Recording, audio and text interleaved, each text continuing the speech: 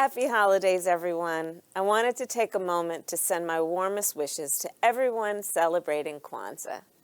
Like so many other holidays, we will be celebrating Kwanzaa a little differently this season in our home. We'll be doing it over Zoom. You know, my sister and I, we grew up celebrating Kwanzaa. Every year, our family and our extended family, we would gather around across multiple generations, and we tell stories. The kids would sit on the carpet, and the elders would sit in chairs, and we would light the candles, and of course, afterwards, have a beautiful meal. And of course, there was always the discussion of the 7 principles. And my favorite, I have to tell you, was always the one about self-determination, Kujichagulia. And, you know, essentially it's about be and do. Be the person you want to be and do the things you want to do and do the things that need to be done. It's about not letting anyone write our future for us, but instead going out and writing it for ourselves. And that principle motivates me today as we seek to confront the challenges facing our country and to build a brighter future for all Americans. So to everyone who is celebrating, happy Kwanzaa from our family to yours.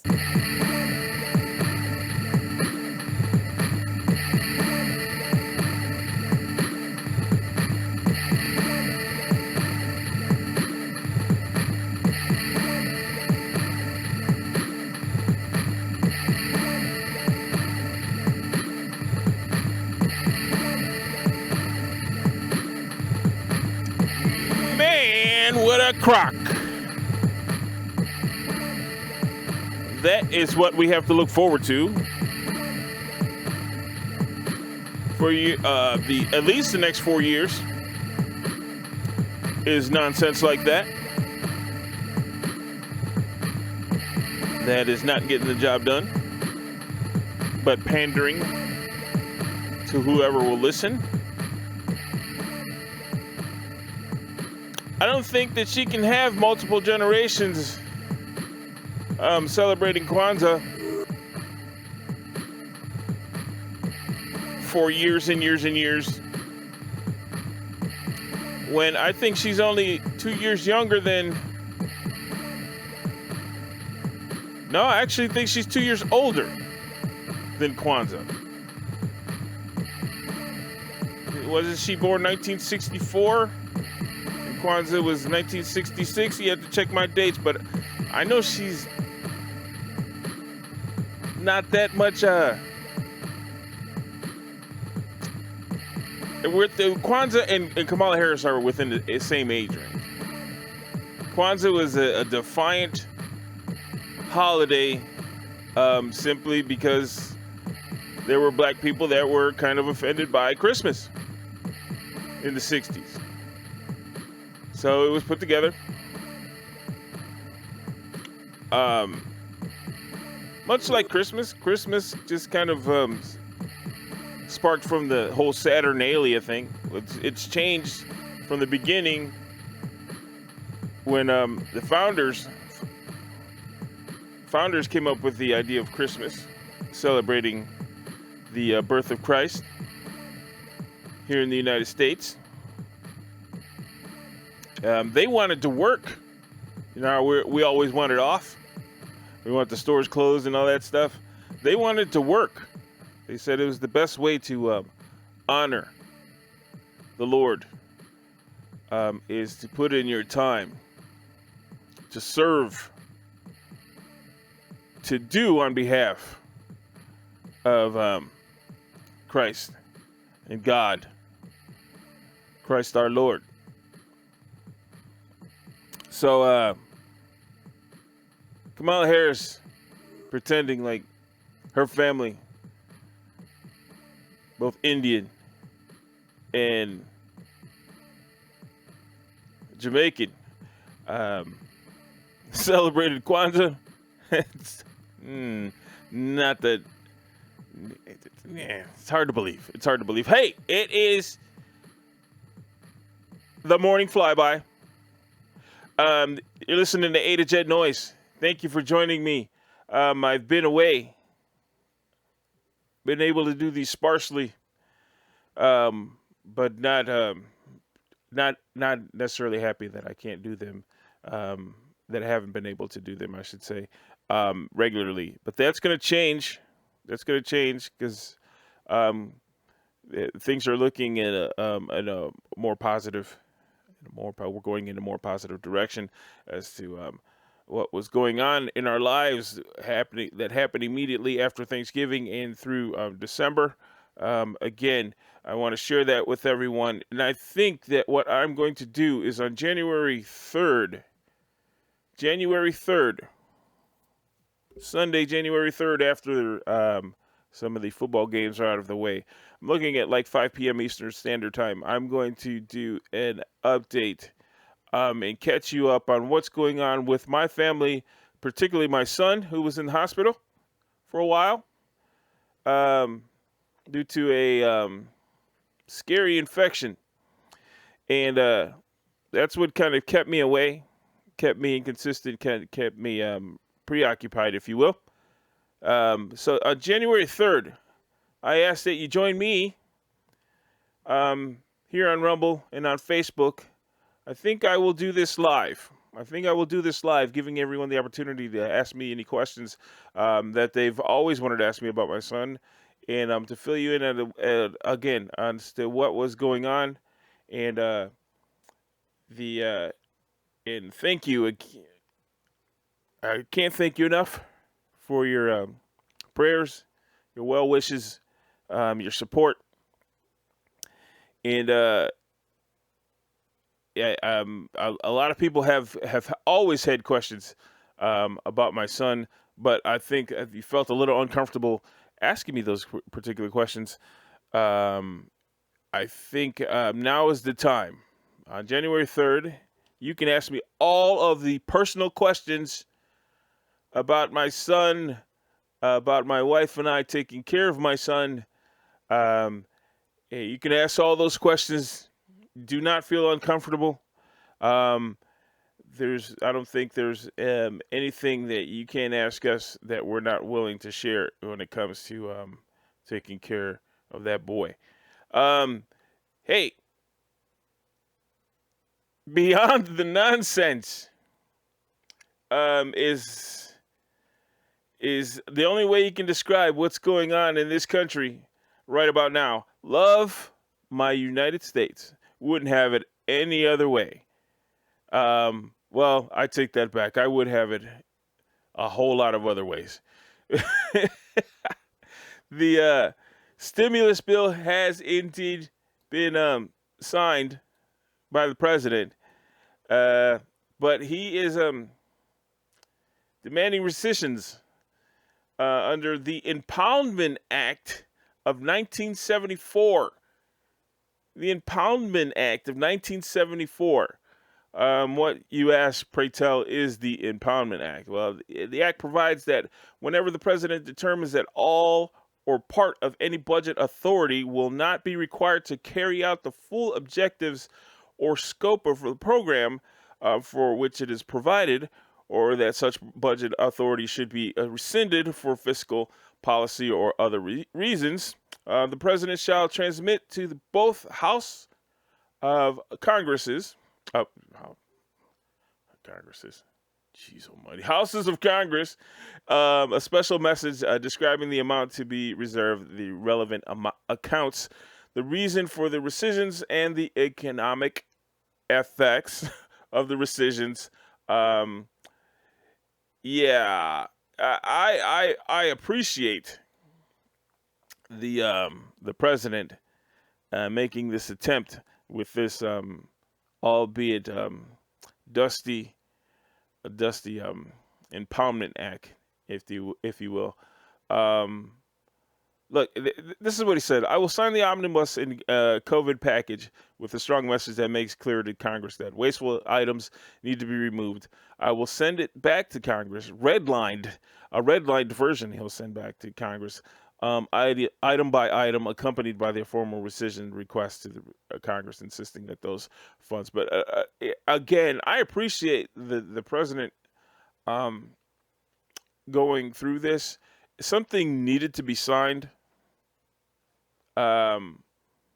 I understand that. Look, we could argue near here nor there on who should get the money or why they should get the money or how much money they're going to get. But nonetheless, it is indeed not the American people's fault. And some people are taking a massive hit. Some people do not need this money. You're going to give it, we're going to take it. No one's not going to not take their tax dollars. No one's not going to take their tax dollars back. But it is indeed a strange thing to give money to people that don't necessarily need it. There's some businesses that are down. There's some people that have lost their jobs. There's some people that have been laid off. Of course, they can't pay their bills, what have you. Having to cut back, and some people having to cut back even on food budget or what have you. Of course, but there is a lot of wasted money amongst ourselves that'll be given to the citizens. That's wasted money given to citizens. Again, that's taxpayer dollars, so nobody's going to turn it down. It's your money. It was your money in the first place.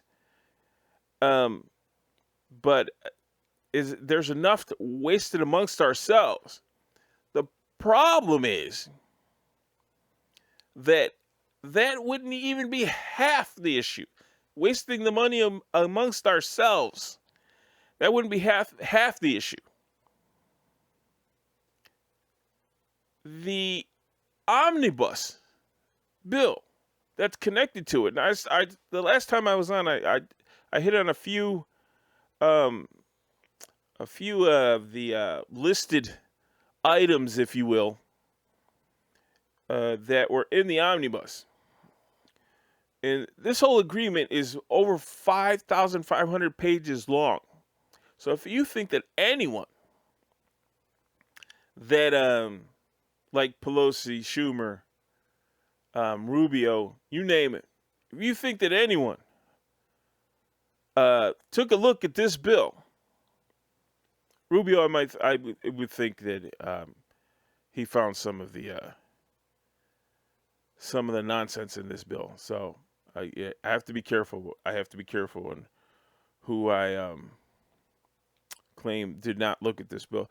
But again, this thing is 5,500 pages long. This is, of course, premeditated. These are ideas that they've been sneaking in for years. If they couldn't get it on one thing, they would just move it on to the next one. And this is the one that some of these things stuck to. I want to go over this list again. I touched on some of it last time I was on, but let me get all the ones that I was able to pull down that I found. It's a handful, so just bear with me.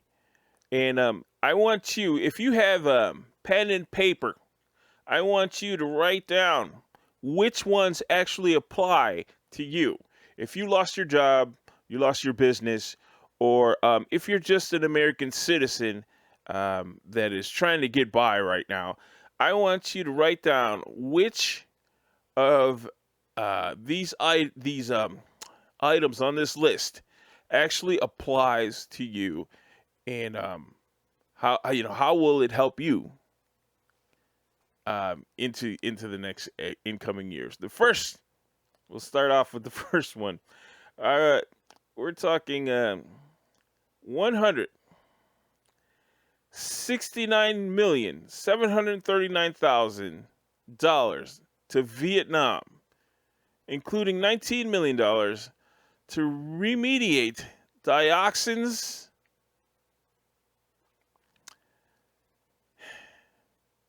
Do you even know what a dioxin is? So again, $169,739,000 to Vietnam, including $19 million to remediate dioxins. You'll find that on page 1476 of this omnibus. 1,476 of the omnibus. Next, unspecified funds to continue support for not-for-profit institutions of higher education in Kabul, Afghanistan, Afghanistan, that are accessible to both women and men in coeducational environment. You will find that on page 1477 of the Omnibus. $198 million. I take that back. $198,323,000 to Bangladesh, including $23.5 million to support Burmese refugees and $23.3 million for democracy programs. On page 1485. I want you to just remember, these are American tax dollars that were accumulated in the first place to take care of those people that suffered through the COVID pandemic issues.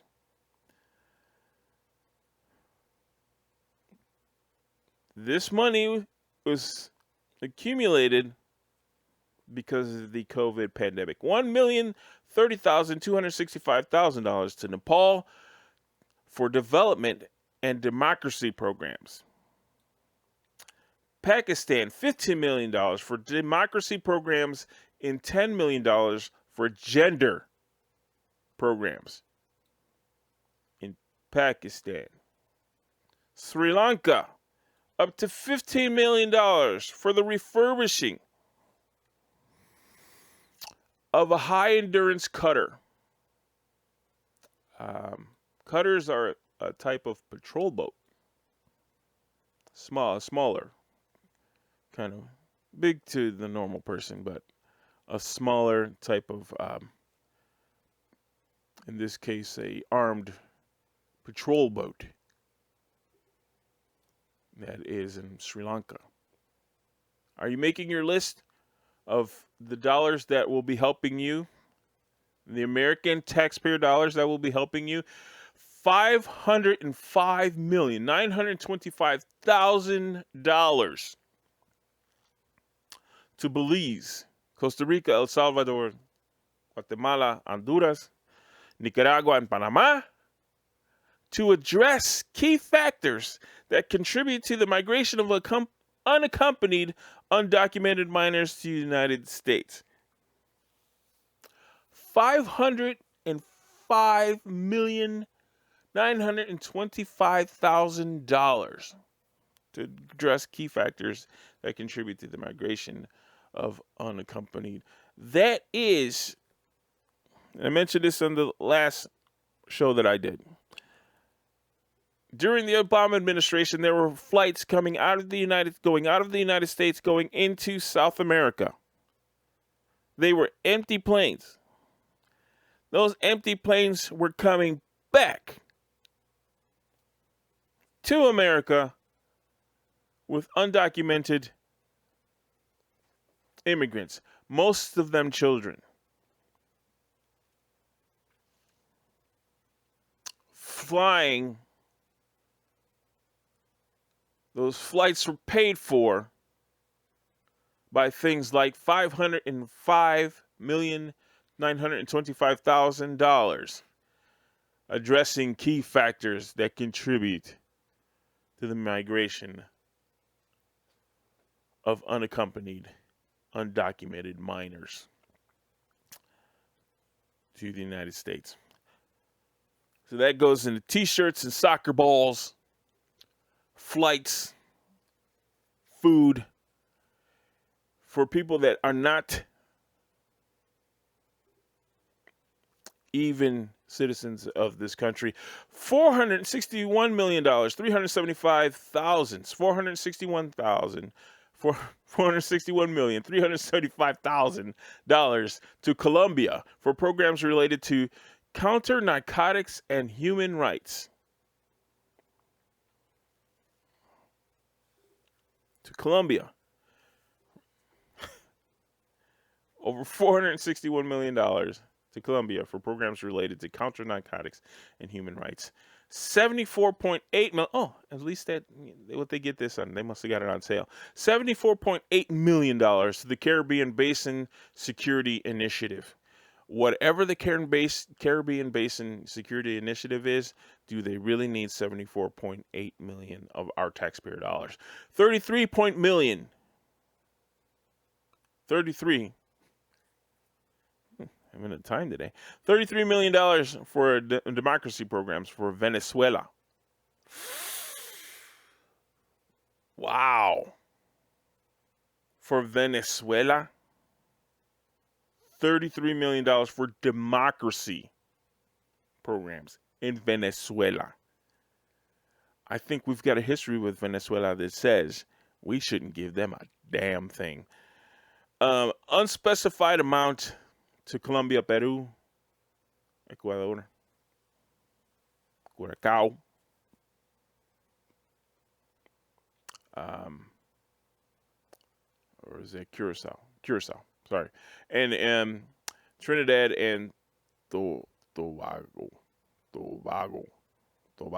I've never heard of Tobago. You fill me in if you've heard of Tobago. I've never heard of it. For assistance for communities and countries supporting or otherwise impacted by refugees from Venezuela. Are you making your list of which dollars are going to help you? 132 million.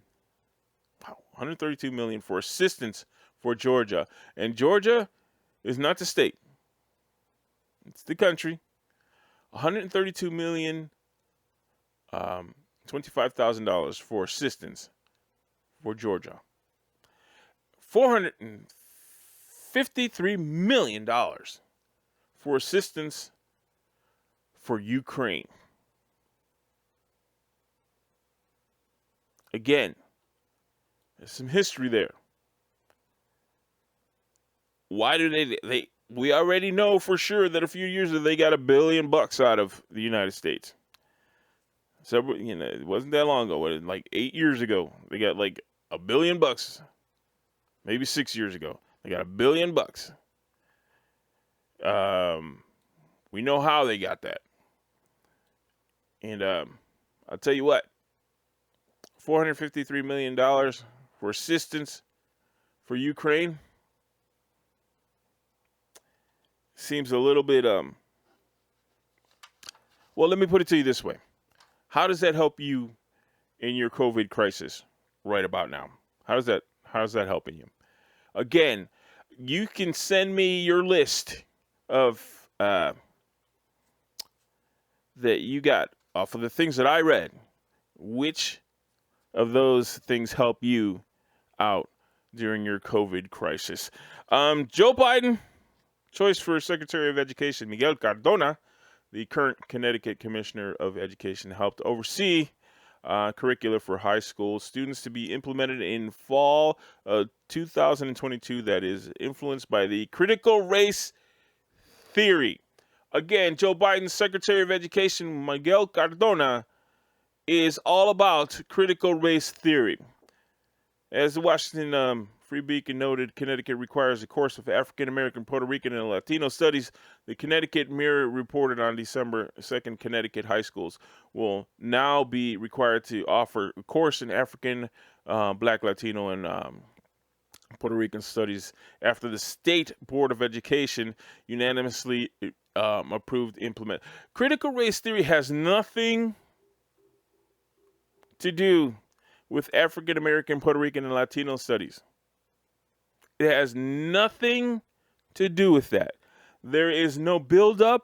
There is no revelations made in critical race theory. Critical race theory is specifically put together to tell white people they suck.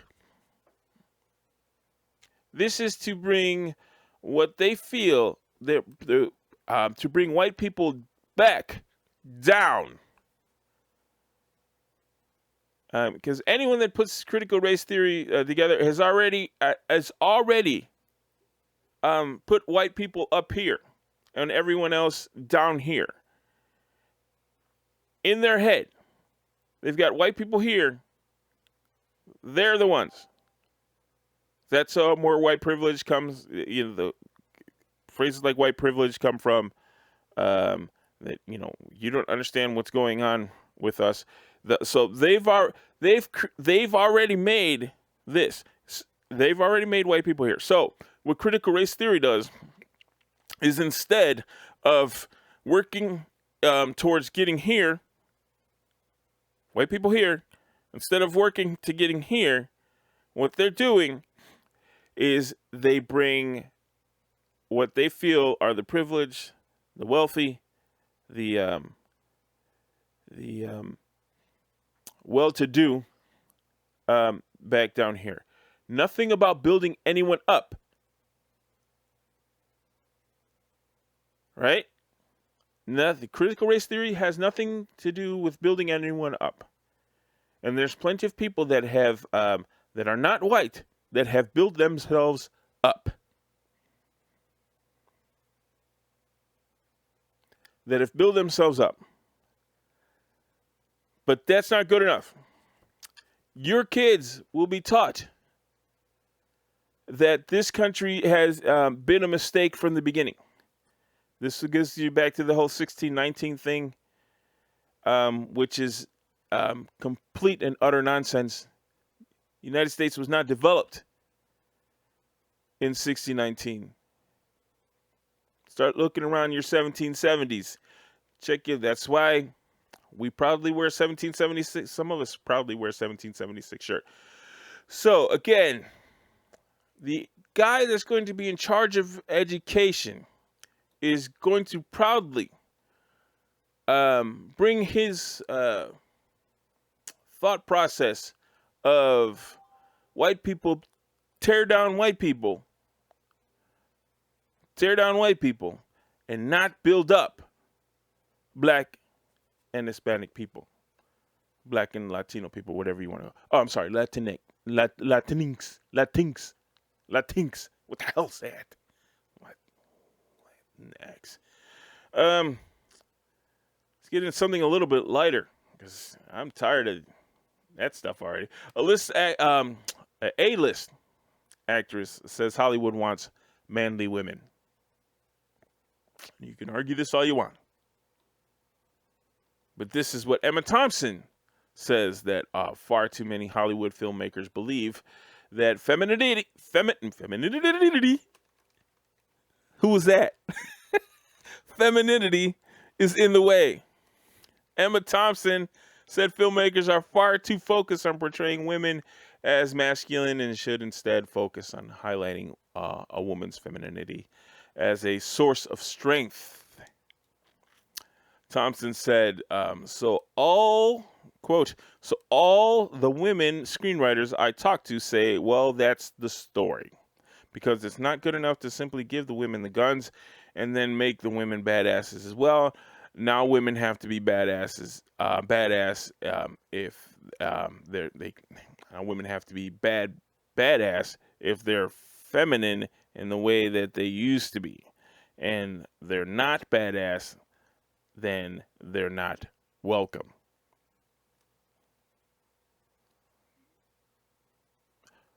Well, also they are not allowed to cry apparently anymore, because we've just got like the men.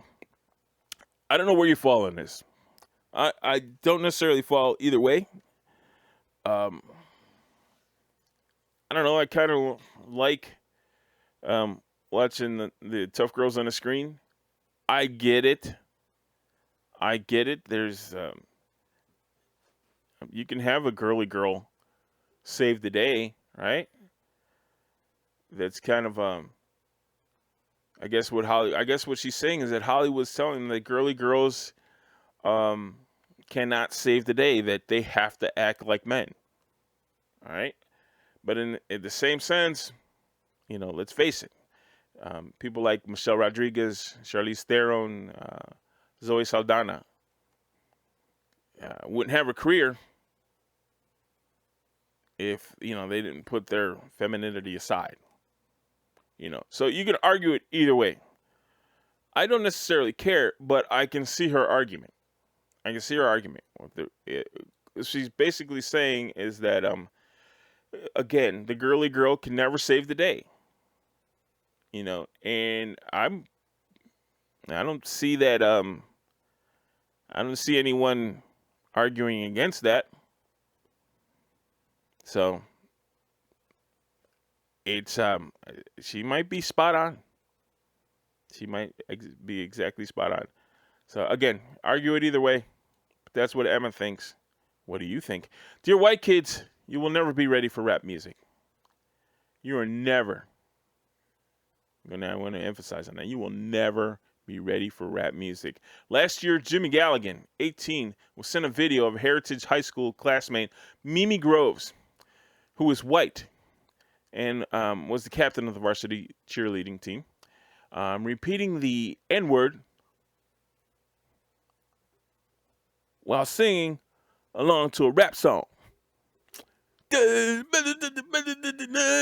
Which is kind of weird, seeing young white girls, nigga this, nigga that, nigga this. The video was 3 years old, taken when Groves was a freshman. Galligan said he never saw the video prior to receiving it, but he immediately devised a plan to make Groves pay for the transgression. Damn you singing a song. I wanted to get her where she would understand the severity of the word. And this is what I mean. You're never going to be ready for rap music. White kids, never going to be ready for rap music. Because you want to be a part. Because you really like it. But you really want to, you want to get into the head of the artist. But when they start using the word, you cannot use the word. That's not my rule. That's not my rule.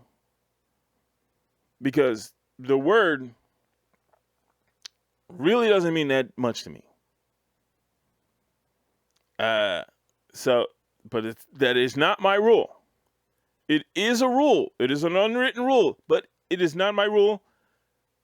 You cannot use the word nigger. Nigga, nothing.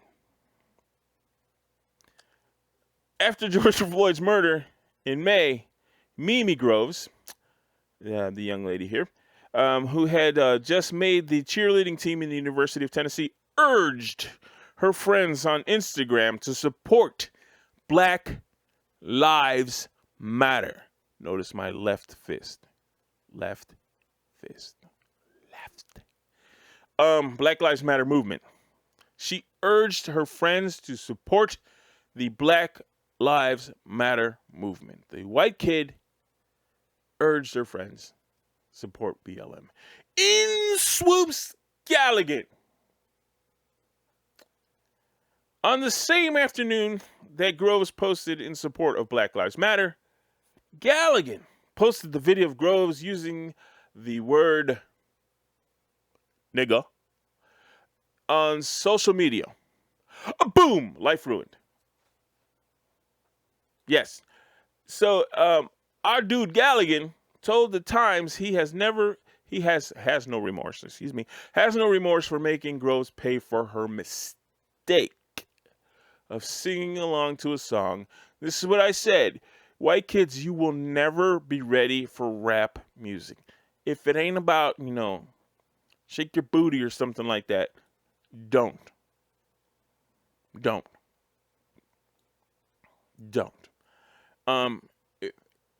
Quote from Galligan, "If I never posted that video, nothing would have happened," Galligan said.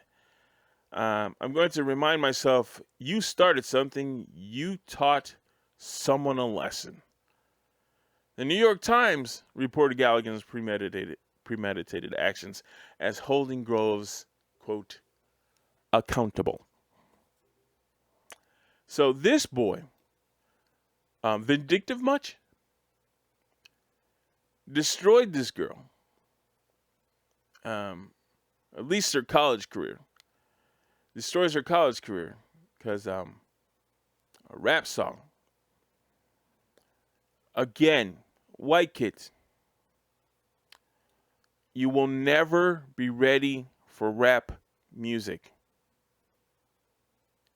you are going to have to come up with some kind of way. If you like that hardcore heavy rap song that uses cultural words that people are going to find offensive coming out of your mouth, you are just going to have to find a way to rewrite the lyrics or not listen to it at all. But you will never, ever, especially if you're dying to belt out the lyric nigga. If it is important, if you find it important to take that opportunity to say the word nigga because it's in a song, you are in for a heap of trouble. She had some black friends that supported her and stood up for her, but they got their behinds whooped too on social media for defending the little white girl that wanted to say the word nigga. So I cannot emphasize this enough. White kids, you will never be ready for rap music. There's some good stuff in the back in the day. You go back to Heavy D. Go back to Heavy D or Big Daddy Kane or Houdini. No, probably not Big Daddy Kane, but Houdini. MC Hammer. Go back to that stuff, because that stuff's safe. Heavy D, you don't understand, you don't know rap until you hear Heavy D rap. Days before Andrew Cuomo closed indoor dining, I'm going to close out with this one. Days before Governor Cuomo closed indoor dining in the Big Apple, I should say, due to the coronavirus early this month, the White House Republican Club held a holiday party at Queens restaurant called Il Bacco, roughly 50 guests indoors. All right. Again, this is before he implemented any of these his nonsense on the latest nonsense, I should say, on New York. Let's go on. Footage circulated online showing revelers trotting to music and with Conga Line in a line through the banquet, drawing condemnation on social media from the governor himself, who said during a press conference, why would you do an unmasked Conga Line in the middle of a COVID pandemic? Whatever your political persuasion, defies logic.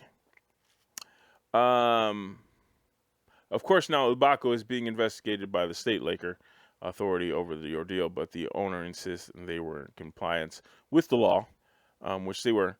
The eatery argues that they stayed within the state's requirements at the time, including 25% capacity, because they could have held, obviously, a whole lot more. And the Whitestone Republican Club reacted with defiance to the uproar. Yes, we held a holiday party. A good time was had by all. We abided by all precautions, but we are not the mask police, nor are we the social distancing police. Now, I understand there's a lot of people that are tired of the pandemic thing, and their first reaction to this is going to be like, oh, you can't have parties and stuff like that. And they had rules in place that were in Il Bacco, the establishment was abiding by the rules. They had social distancing seating and so on and so forth. But these people formed a Conga Line and started dancing in this Conga Line. No known cases have come from this situation, from this party. None. I don't care how you feel about the pandemic. I don't care about how you feel about the virus. I don't care about if you feel it's real or not. In this case, these people abided by the rules. There was nothing saying they could not have this party. They only had 25% capacity. So all of these things were allowed. Jesus, like I have the word, the idea that I even have to say aloud for somebody to have a party is ridiculous. No known cases came from this situation. In fact, it wasn't but just 3 weeks ago when Cuomo read where New York was finding where most of the cases were coming from. They were not coming from gatherings like churches, which is a whole nother story in New York right now.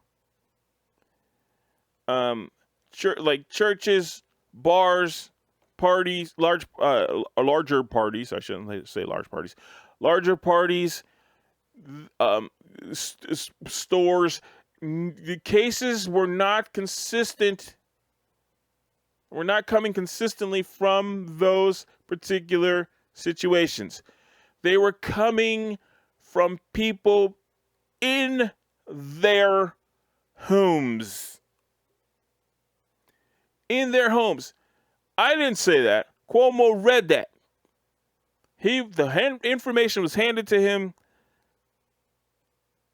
and he specifically said that most of the cases in New York were happening were coming from where these people live, in their homes, in their apartment buildings. They were coming as they were stuck in their homes.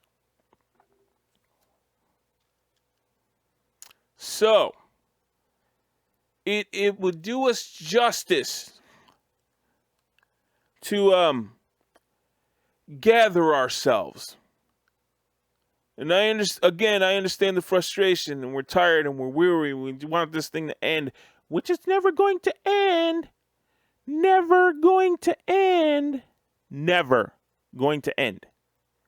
Coronavirus is not going away. It is a part of us, just like coronavirus. The COVID-19 is not going away.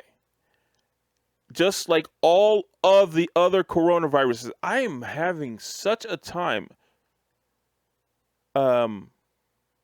getting that through people's heads. We have coronaviruses here in the United States.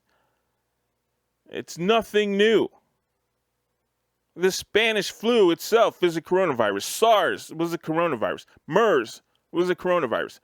Those things are not going away. They are types of illnesses. They are types of coronaviruses. This is the latest one. And you say, well, this one kills. The other one's killed. The other one's killed. If you're vulnerable and it attacks your vulnerabilities, the other ones will kill you. All right? So, COVID is not going away. You can get the vaccine if you want. They're saying it has a 95% effectiveness. That whether you want it or not, that's up to you. COVID-19 is not going away. So, I understand that you're tired, but think about it. When's the last time you heard of SARS, MERS? Well, I just said it, right? When's the last time you heard of SARS, MERS, even Ebola? What have you? It's not in your face every single day. We don't have to hear about every single case. Everyone that caught the flu, we did not have to hear about the whatever for the H1N1. We did not have to hear about it, even though that was in the news quite a bit when it was out, when it was popular. H1N1 is still out there. It's not going anywhere. So, I understand your exhaustion, but think about where your exhaustion's coming from. Think hard about where your exhaustion's coming from. Every single day on the news, you have to hear people, and your favorite news person is mumbling because they're wearing a mask. Think about it. You get the numbers of cases. They never, ever give you the number of recoveries. Never. Meanwhile, the thing is at a 99.8% recovery rate,